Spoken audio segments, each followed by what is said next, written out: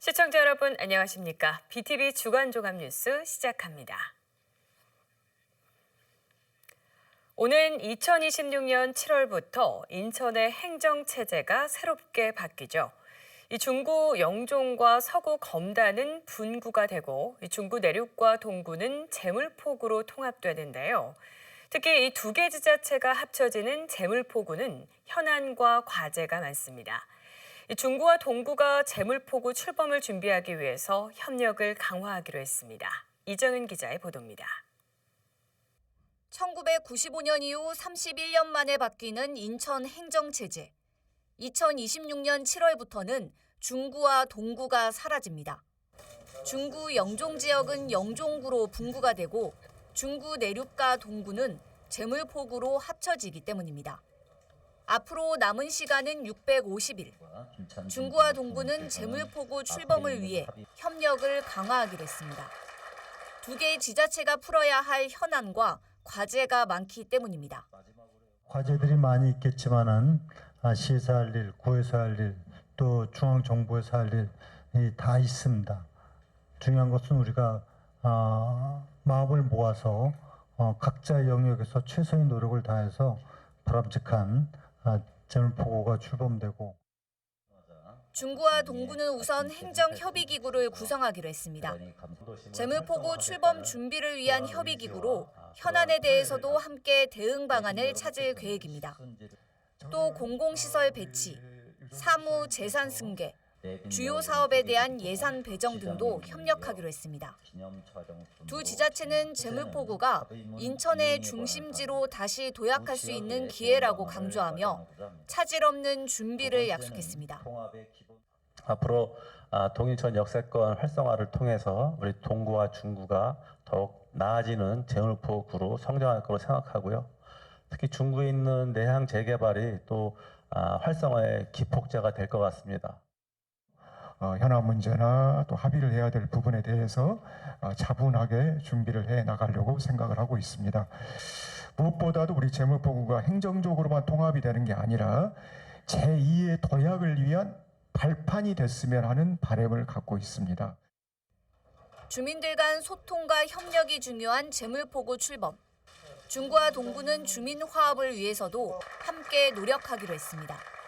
BTV 뉴스 이정입니다. 수도권 유일 보궐선거인 강화군수 후보들이 윤곽을 드러냈습니다.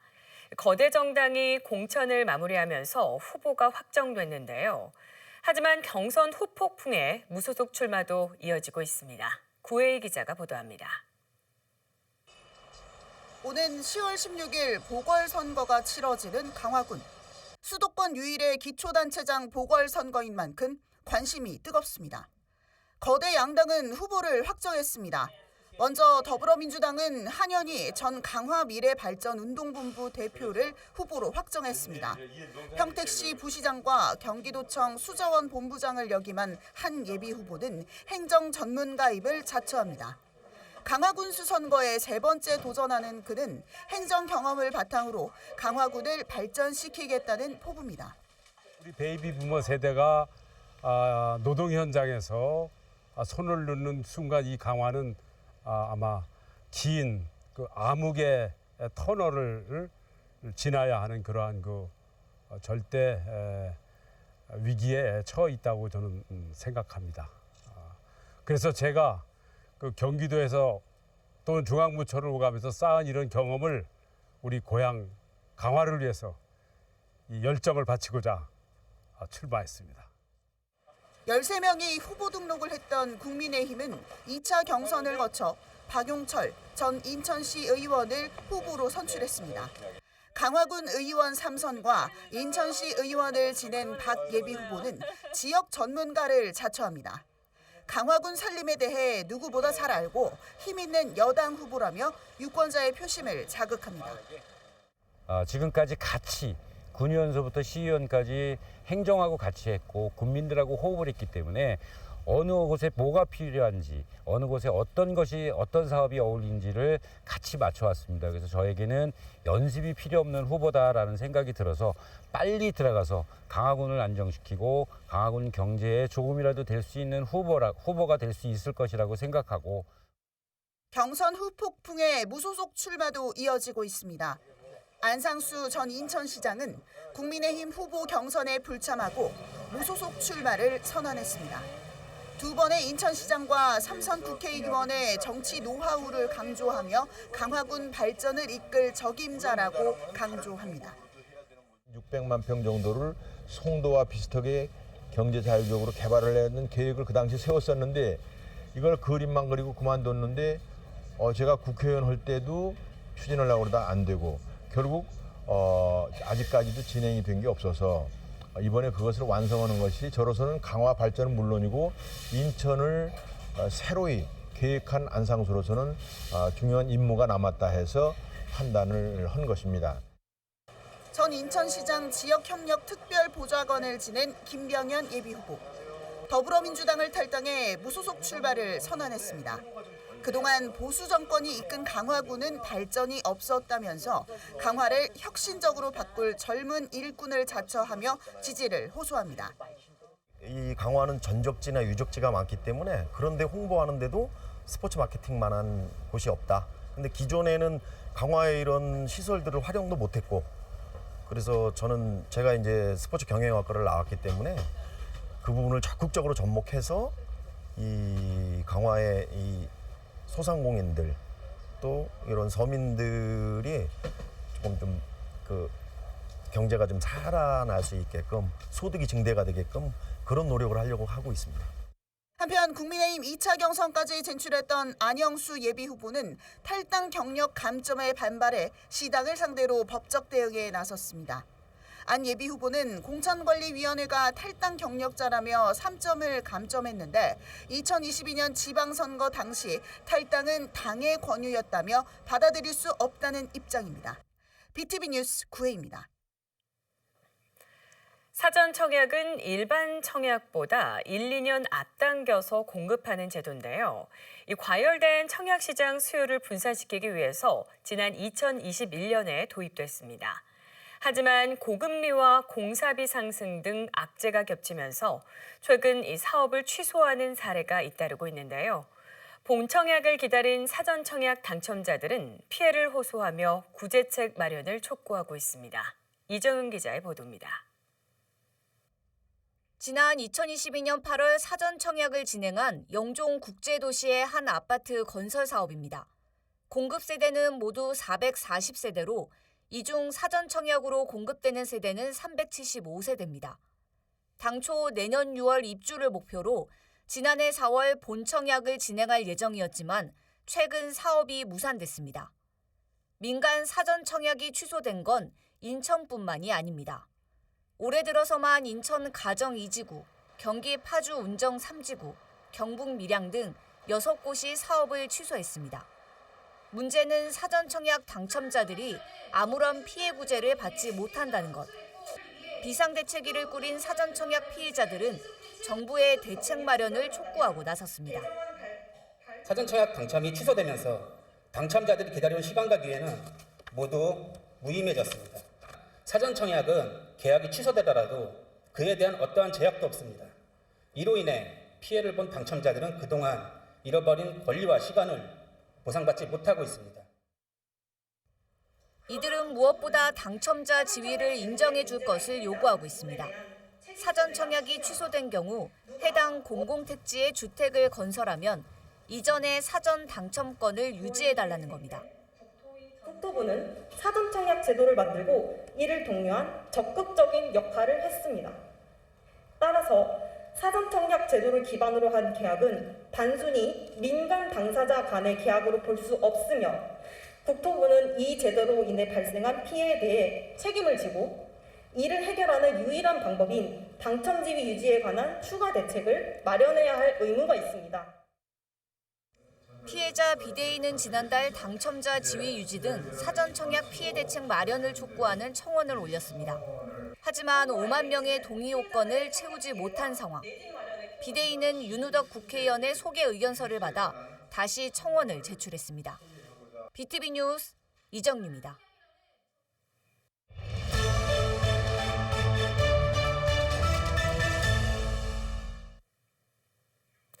지난 2021년 충남 서천을 비롯한 서남해안 갯벌이 유네스코 세계 자연유산에 등재됐죠. 하지만 이 당시 한국 갯벌의 30%를 차지하는 인천 갯벌은 빠졌습니다. 다만 2025년까지 인천 갯벌을 비롯한 유산구역 확대가 후속 과제 조건으로 담겼는데요. 이제 그 마감 시간이 다가오고 있는데 인천은 이 주민 수용성 문제로 난항을 겪고 있습니다. 오늘은 인천 갯벌의 세계 자연유산 등재의 의미와 과제를 집중 조명하겠습니다. 먼저 추진 배경을 김지영 기자가 보도합니다. 드넓게 펼쳐진 갯벌을 누리는 새 한 마리. 전 세계 멸종 위기종이자 천연기념물로 지정된 저어새입니다. 길고 넓적한 부리로 진흙 속을 헤치며 먹잇감을 찾습니다. 저어새를 비롯해 흰발 농개와 두루미 등 다양한 멸종위기 동물이 서식하는 인천 갯벌. 인천 갯벌의 면적은 728.3제곱킬로미터로 국내 갯벌의 약 30%를 차지합니다. 인천은 물론 우리나라 전체의 소중한 자산인 셈입니다. 인천은 갯벌을 바탕으로 경제 성장을 해왔다고 생각을 합니다. 매립을 바탕으로. 그리고 갯벌의 효용 가치는 연구가 되면 될수록 그 가치, 경제적인 효과들은 계속 늘어나고 있는 상황입니다. 인천 갯벌을 유네스코 세계 자연유산으로 등재하자는 논의가 본격화된 건 지난 2021년부터입니다. 같은 해 7월 충남 서천 등 국내 서남해안 갯벌이 유네스코 세계 자연유산 1단계에 등재됐습니다. 인천 갯벌은 제외됐지만 등재 조건에 향후 갯벌 구역을 확장하는 내용이 담겨 인천 갯벌의 등재 가능성을 열어뒀습니다. 이후 시민사회를 중심으로 인천 갯벌을 유네스코에 등재하려는 노력이 이어졌습니다. 지난해 유네스코 등재를 위한 시민협력단을 구성하고 관련 토론회도 개최했습니다. 세계유산을 지정한다는 건 우리가 가지고 있는 금수강산의 한 영토에서 전 세계 최고임의 최고를 인정받으면서 우리한테 후손에게 물려줄 수 있는 그런 자긍심을 가지는 게 가장 중요하지 않을까 생각이 돼요. 하지만 아직 갈 길은 멉니다. 개발 행위 제한 등을 이유로 재산권 침해를 우려하는 목소리가 여전하기 때문입니다.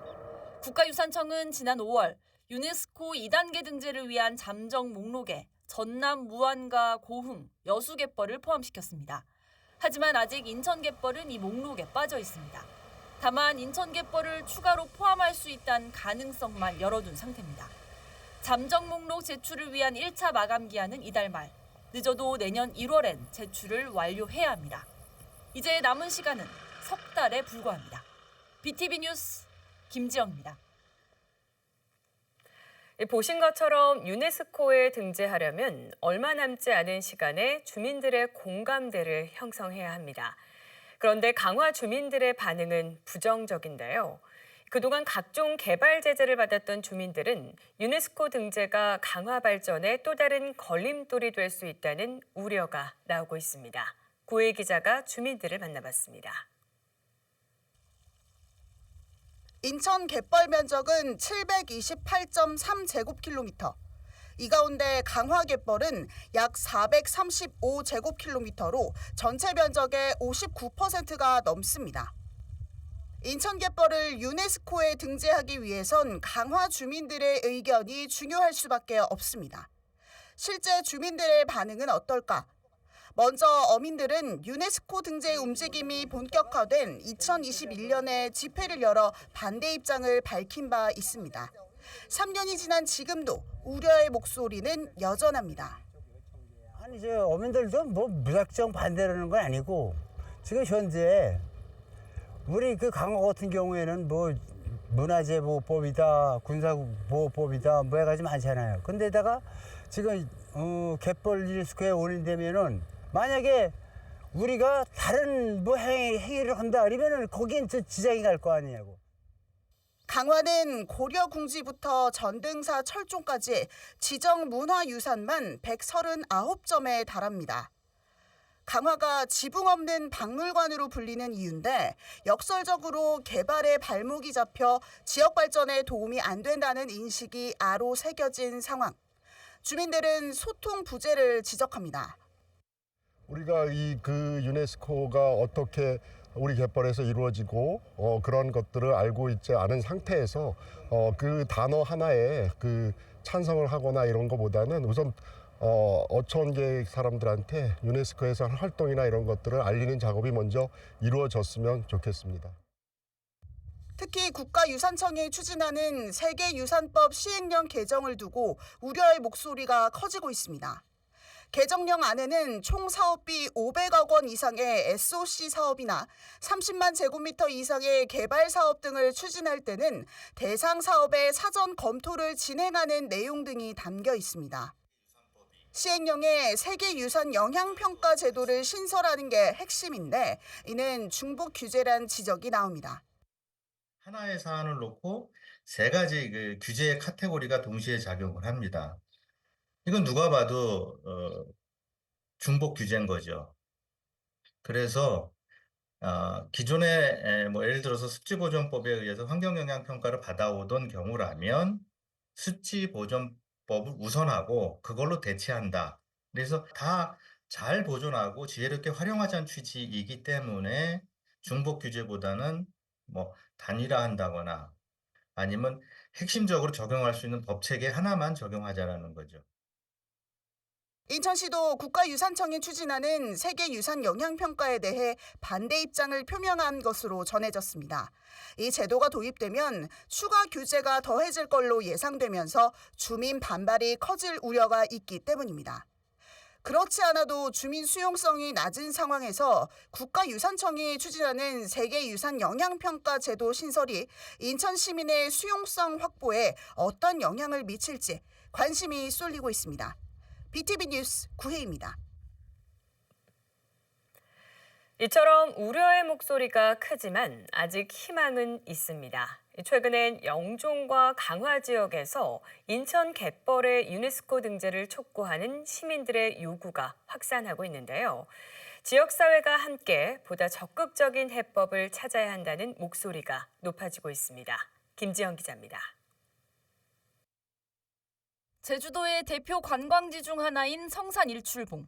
지난 2007년 국내 최초로 유네스코 세계 자연유산으로 등재됐습니다. 이후 5년간 제주도를 찾는 관광객 수는 폭발적으로 증가했습니다. 2007년엔 543만여 명이던 제주 관광객 수는 2012년 969만 명으로 79% 늘었습니다. 특히 유네스코 등재 후 영국 BBC 등 해외 언론의 집중 조명을 받으면서 외국인 관광객 증가율은 211%에 달했습니다. 인천 갯벌이 유네스코 세계 자연유산으로 지정될 경우 제주처럼 지역 관광이 활성화될 거란 기대가 커지는 이유입니다. 특히 공항과 항만을 갖춘 인천은 관광 활성화 측면에서 다른 지역보다 훨씬 유리한 조건을 갖췄다는 분석입니다. 외국인들이 대한민국을 처음 들어왔을 때 보이는 것이 어디입니까? 공항 할주로에 내리기 전에 바로 이 바다와 갯벌을 보게 되거든요. 이 바다와 갯벌이 세계자연유산에 등재된 곳이다라고 하면 외국인들에게 얼마나 큰 자랑이 되겠습니까? 인천 갯벌의 유네스코 등재를 바라는 목소리는 점차 커지고 있습니다. 중구 영종도 주민들은 지난달 기자회견을 열고 지역의 미래 발전을 위해 영종 갯벌의 유네스코 등재가 꼭 필요하다며 행정에 적극적인 노력을 촉구했습니다. 수도권에 위치한 영종 갯벌이 세계 자연유산으로 등재된다면 갯벌의 가치를 더 많은 시민들에게 알릴 수 있는 기회가 되는 것은 물론 영종도 도시 브랜드를 높일 수 있는 기회가 됩니다. 최근 강화군에서도 강화 남단 갯벌의 유네스코 등재에 찬성하는 시민추진위원회가 구성됐습니다. 추진위원회는 조만간 성명을 발표하고 지역사회에 강화 갯벌이 가진 가치를 알리고 유네스코 등재 당위성을 강조한다는 구상입니다. 우리가 갖고 있는 문화유산을 우리 후손을 위해서 보존해야 된다는 것이 기본적인 당위죠. 이번에도 여론조사를 2021년에도 했고 2024년 4월에 인천시에서 했죠. 양쪽 조사가 다 공이 75%의 주민이 찬성을 하고 반대하는 주민이 7%였죠. 그래서 그 주민들 대다수의 분들이 이미 유네스코 문화유산 지정을 해야 된다는 당위성에 대해서는 공감을 하고 있는 거죠. 그래서 주민들이 나선 만큼 이젠 행정이 보다 적극적으로 나서야 한다는 목소리도 제기됩니다. 앞서 우려로 제기된 세계유산 영향평가 제도 역시 단순히 규제로만 볼 게 아니라 관계기관이 함께 중복 규제를 완화할 수 있는 해법을 찾아야 한다는 지적입니다. 근데 세계유산이라고 하는 거는 그 가치를 상실한 경우에 삭제가 되기도 하거든. 그럼 세계유산소의 가치를 유지하고 있는지에 대한 거는 평가를 해야 되는 거예요. 규제가 발생한 추가적인 평가를 받지 않았으면 좋겠다고 판단되는 곳이 어디냐에 대한 고민을 해야 되는 거지. 그러면 합리적으로 100m가 적당한 건지 500m가 적당한 건지에 대해서는 지역별로 판단을 해야 되는 거지. 결국에는 그 판단을 국가유산청에 요구하는 것이 합리적이다라고 보는 겁니다. 수년째 지지부진했던 인천 갯벌 유네스코 등재 사업. 이제는 인천의 가치를 높일 수 있는 방안이 뭔지 지역사회가 함께 한 목소리를 내야 할 때입니다. BTV 뉴스 김지영입니다. 지상 구간을 달리는 철도는 여러 불편과 피해를 줍니다. 그래서 이 지하화에 대한 요구가 큰데요. 그만큼 철도 지하화 선도 사업 경쟁이 치열해지고 있습니다. 김대우 기자가 보도합니다. 철도 지하화 사업은 전국적으로 큰 관심을 받고 있습니다. 국토교통부는 지난 5월 전국 16개 광역지방자치단체를 대상으로 관련 설명회를 열기도 했습니다. 이 가운데 당장의 관심사는 어느 노선이 선도 사업에 선정되느냐입니다. 정부는 다음 달까지 제한된 사업을 대상으로 올해 말 철도 지하화 1차 선도 사업을 선정한 뒤 내년부터 기본 계획을 세울 방침입니다. 서울도 철도 지상 구간이 많은 만큼 여러 자치구가 도전장을 내민 상태입니다. 경의선이 지나는 서대문구는 대주민 서명운동을 벌였고 경의선 주변 대학들과 힘을 모아 공동 대응하고 있습니다. 경의선 철도 지하화는 수색에서부터 서울역까지 5.4km 구간을 땅속으로 지하로 가도록 하고 그렇게 되면 지상 구간이 한 5만 평 정도 유휴부지가 나오게 됩니다. 건물을 만들어서 또 공원을 만들어서 우리 청년들과 학생들과 시민들이 이용할 수 있도록.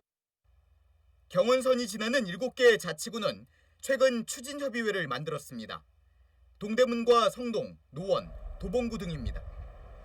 이 협의회를 통해 경원선이 철도 지하화 선도 사업에 선정되거나 종합계획에 반영되도록 하겠다는 구상입니다.